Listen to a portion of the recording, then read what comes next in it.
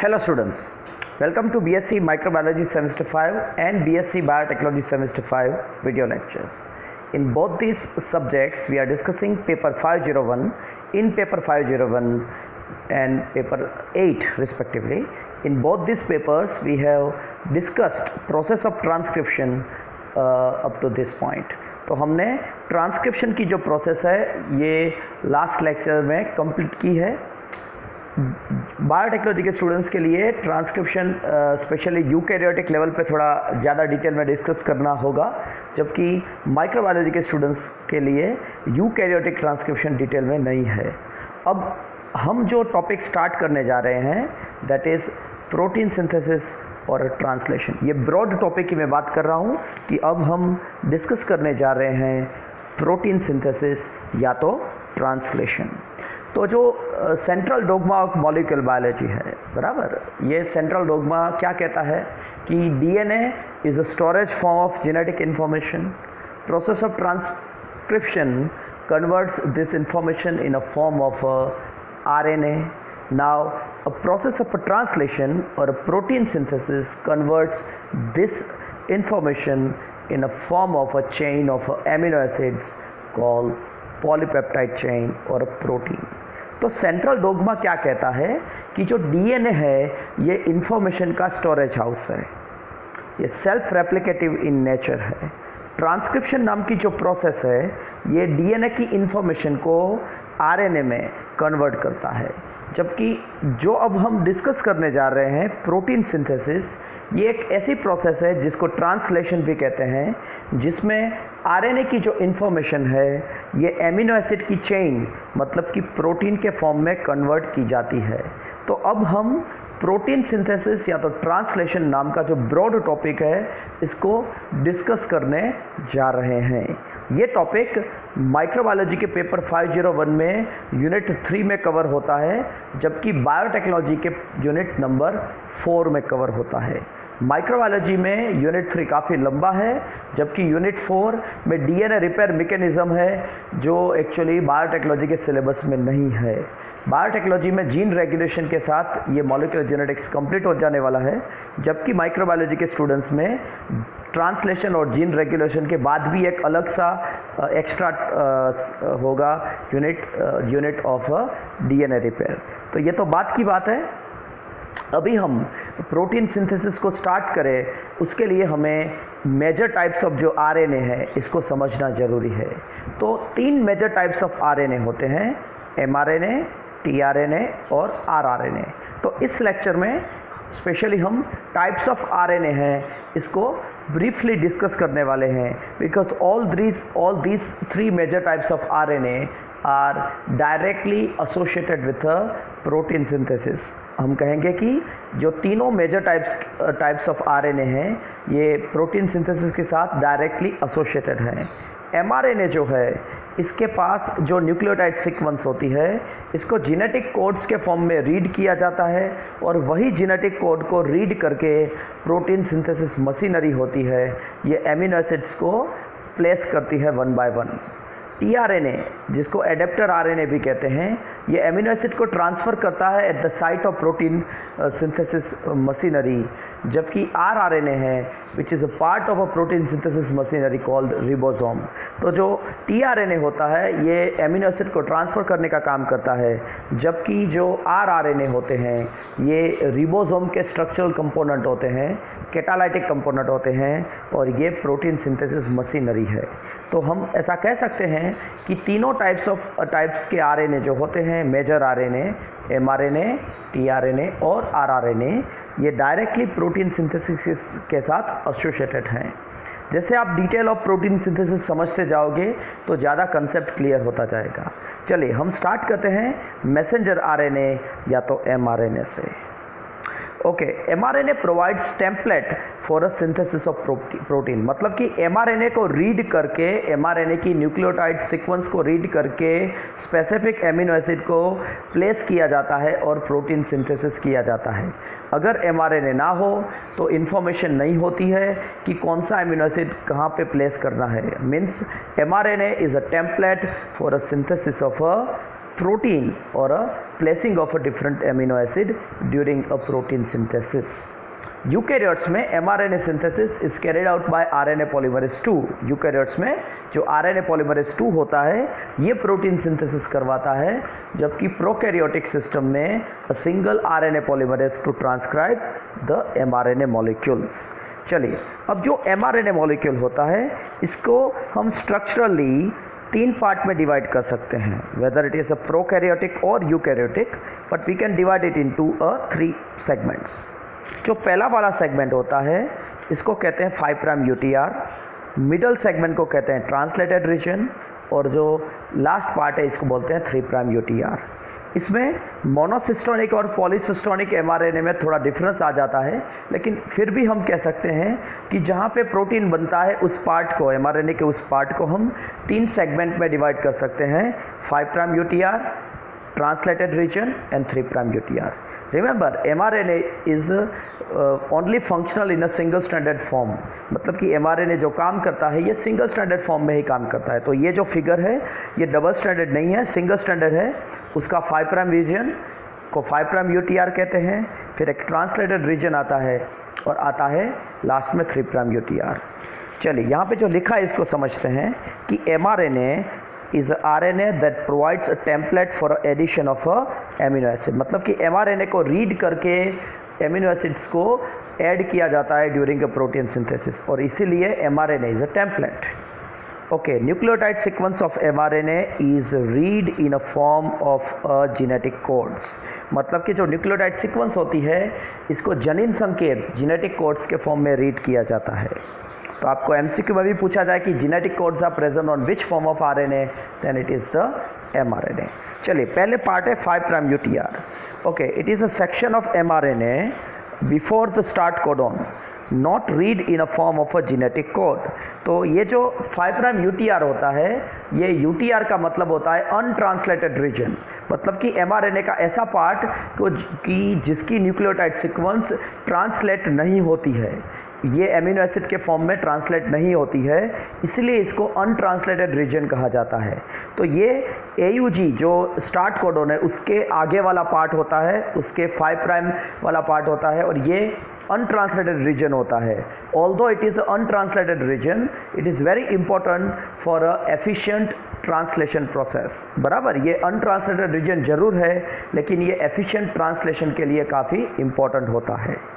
चलिए, middle portion को बोलते हैं translated region. Normally translated region starts with AUG start codon and it ends with a stop codon, और ये continuous stretch of genetic codes होता है जो डायरेक्टली ट्रांसलेट होता है in a form of a amino acid sequence, और इसका translation होता है इसलिए इसको ट्रांसलेटेड रीजन कहा जाता है. तो translated region is a middle section of mRNA. हम कहेंगे कि starts with a initiation codon, that is a start codon, usually AUG, and ends with a stop codon. This section nucleotide sequence is read in a form of a genetic code. तो जो जनिन संकेत होते हैं ये translated reason में ही present होते हैं, और इसी की न्यूक्लियोटाइड सीक्वेंस को प्रोटीन सिंथेसिस मशीनरी जो होती है ये जेनेटिक कोड के फॉर्म में रीड करती है. 3 prime UTR, it is a section of mRNA after stop codon not read again in a form of a genetic code. तो जो 3 प्राइम UTR होता है ये भी अनट्रांसलेटेड रीजन होता है, मतलब कि इसकी न्यूक्लियोटाइड सीक्वेंस डायरेक्टली ट्रांसलेट नहीं होती है, फिर भी ये काफ़ी इंपॉर्टेंट रोल प्ले करता है in the efficient translation process. अगर ये नहीं होता है तो एफिशिएंसी ऑफ ट्रांसलेशन काफ़ी डिक्रीज हो जाती है और इवन mRNA की स्टेबिलिटी भी डिक्रीज हो जाती है. तो हम कह सकते हैं कि mRNA is having a translated region flanked by untranslated region on a 5 prime UTR on a 3 prime UTR. चलिए, अब 2 टाइप के mRNA के बारे में बात करते हैं. एक को बोलते हैं पॉलीसिस्टोनिक mRNA. पॉलीसिस्टोनिक mRNA, तो पहले सिस्ट्रॉन वर्ड को समझ लो. तो DNA का कोई भी सेगमेंट जो RNA बनाता है इसको जीन कहते हैं, लेकिन DNA का वो सेगमेंट जो आगे जाके प्रोटीन के लिए न्यूक्लियोटाइड इंफॉर्मेशन पजेस करता है इसको सिस्ट्रॉन बोलते हैं. तो सिस्ट्रॉन पे हमेशा mRNA या तो प्रिकर्सर ऑफ mRNA का सिंथेसिस होता है.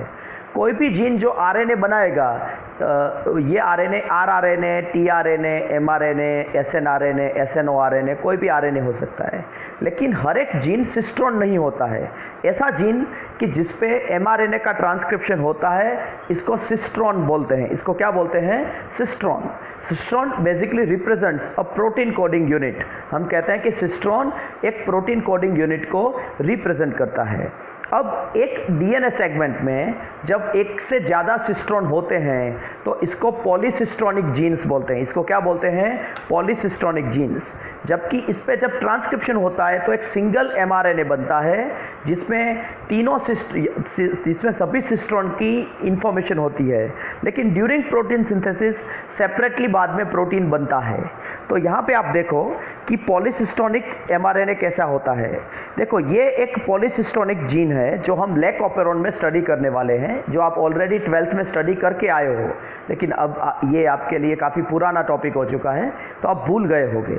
देखो, लैक ऑपेरॉन में 3 जीन्स होते हैं, लैक Z, लैक Y और लैक A।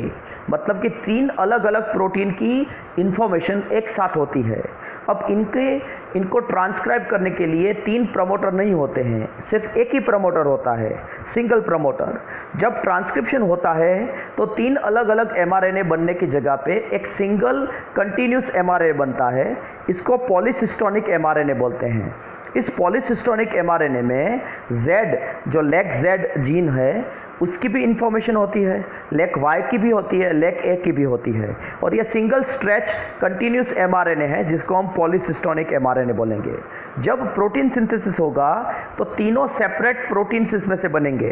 पहले वाले प्रोटीन को बीटा गैलेक्टोसाइडेज कहते हैं, दूसरे वाले प्रोटीन को यहाँ पे लैक परमियस कहते हैं या तो परमियस कहते हैं, और तीसरे वाले को ट्रांस एसिटाइलेज बोलते हैं। तो lac operon is a very good and classic example of a polycistronic mRNA. A polycistronic mRNA has a more than one cistron in a single mRNA. Polycistronic mRNA में एक से ज़्यादा सिस्ट्रॉन होते हैं, लेकिन एक ही mRNA का पार्ट होता है, and it is usually transcribed by a single promoter. Polycistronic mRNA is very common in prokaryotic system. Polycistronic mRNA काफ़ी कॉमन होता है प्रोकैरियोटिक सिस्टम में। चलो, क्या डिफरेंस होता है मोनोसिस्ट्रॉनिक और पॉलीसिस्ट्रॉनिक एमआरएनए में, ये आप इस फिगर को देख के अच्छी तरह से समझ जाते हो। जब एक सिंगल प्रमोटर सिर्फ एक ही एमआरएनए को ट्रांसक्राइब करता है, ये एक ही एमआरएनए में सिर्फ एक ही प्रोटीन की न्यूक्लियोटाइड इंफॉर्मेशन होती है, तो इसको बोलते हैं मोनोसिस्ट्रॉनिक एमआरएनए। जैसे यहाँ पे आप देख सकते हो कि ये मोनोसिस्ट्रॉनिक जीन है, जब ट्रांसक्रिप्शन होता है तो एक मोनोसिस्ट्रॉनिक एमआरएनए बनता है, आगे जाके प्रोटीन सिंथेसिस के वक्त एक सिंगल प्रोटीन बनता है। तो this DNA segment has a codes for a synthesis of a single protein, और इसीलिए इसको मोनोसिस्ट्रॉनिक एमआरएनए बोलते हैं। Monocistronic mRNA is more common in eukaryotic system. In eukaryotic system there is a more complexity in a form of exon and intron, जो यहाँ पे मैंने highlight नहीं किया है। पोस्ट ट्रांसक्रिप्शन मॉडिफिकेशन होता है before synthesis of mature mRNA, जो यहाँ पे हाईलाइट नहीं किया है, लेकिन ये जस्ट मैंने बताया है to differentiate between a polycistronic and a monocistronic mRNA. चलिए, अब हम डिस्कस करते हैं structure of a eukaryotic mRNA. देखो, eukaryotic mRNA is a normally monocistronic in nature which is having a nucleotide sequence and genetic codes for a synthesis of a single protein. और इसका जो particular structural component है, इसको हमने इस figure के through बताया है। देखो, 5' एंड पे एक एक्स्ट्रा जी रेसिड्यूज अटैच्ड किया जाता है, जिसको 5' कैप या तो जी कैप बोलते हैं। जी रेसिड्यू मतलब कि ग्वानिन कंटेनिंग जो न्यूक्लियोटाइड होता है, ये आरएनए के न्यूक्लियोटाइड के साथ 5' टू 5' फॉस्फोडाइस्टर बॉन्ड से अटैच्ड होता है। ये G cap protective in function as well as it is very important for a efficient translation होता है। GCAP is also part of a 5' UTR which stretches above up to actually start codon। तो जो start codon होता है उसका जो 5' पूरा portion होता है, इसको 5' UTR बोलते हैं। UTR का सिग्निफिकेंस हम ऑलरेडी डिस्कस कर चुके हैं। फिर ट्रांसलेटर रीजन जो मिडल पोर्शन होता है, ये AUG या तो स्टार्ट कोडन से स्टॉप कोडन के बीच का होता है, और ये continuous stretch of genetic codes को रिप्रेजेंट करता है। जेनेटिक कोड्स जो होते हैं ये एक्चुअली प्रोटीन सिंथेसिस के वक्त एमिनो एसिड के को कोड करते हैं, और ये continuous stretch of genetic codes होता है जो ट्रांसलेटेड रीजन को रिप्रेजेंट करता है। फिर आता है 3 प्राइम यूटीआर, जो स्टॉप कोडोन के बाद का 3 प्राइम पोर्शन होता है, जो डायरेक्टली ट्रांसलेट नहीं होता है, और it ends with actually a long poly A tail. ये लंबी पॉली ए टेल से एंड होता है। Poly A tail is usually 200 और मोर एडेनिन कंटेनिंग न्यूक्लियोटाइड्स, और ये पॉली ए टेल भी डीएनए में नहीं होती है, मतलब का उसका कॉरस्पॉन्डिंग न्यूक्लियोटाइड्स डीएनए में नहीं होता है, और ये टेम्पलेट इंडिपेंडेंट फैशन में as a part of post transcription modification add करते हैं। चलिए यहाँ पे जो लिखा है इसको पढ़ते हैं। A regular eukaryotic monocistronic mRNA has a following structural components or elements. GCAP, guanine nucleotide on a 5' site is added as a part of a post-transcription modification. It prevents mRNA from or protects mRNA from nucleus action, and also provides the binding site for a translation factors. तो जो GCAP होता है ये एक protective function करता है। ये mRNA degrading enzyme जो न्यूक्लियस होता है इसको प्रिवेंट करता है और उसके अगेंस्ट ये प्रोटेक्शन देता है, और as well as it is a binding site for a proteins involve in a translation, जिसको ट्रांसलेशन फैक्टर्स बोलते हैं।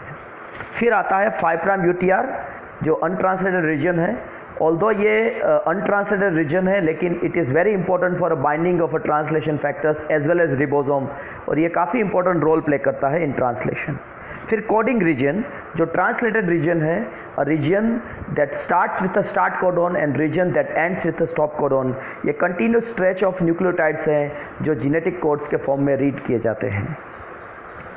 फिर आता है 3' UTR जो 3' अनट्रांसलेटेड रीजन है। Again 3' untranslated region is having a nucleotide sequence not read in a form of a genetic code, but it is still very important for efficient translation process.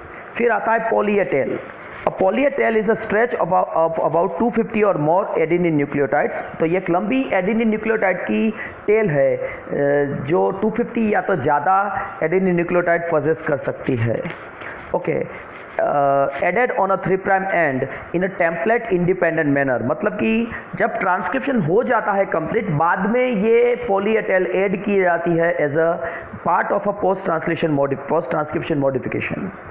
Okay, as a part of a post-transcription modification, it plays a very important role in a stability of mRNA against the nucleus action as well as efficiency of a translation। मतलब कि poly A tell जितनी लंबी होती है उतना माना जाता है कि mRNA स्टेबल रहता है and it remain stable against the nuclease action, and ये बड़ा इंपॉर्टेंट रोल प्ले करता है in a translation process like a GCAP and a 5' UTR reason.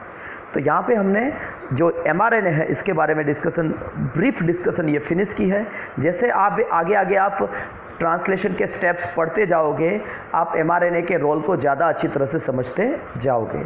In next lecture we will focus on a second major type of RNA, that is tRNA।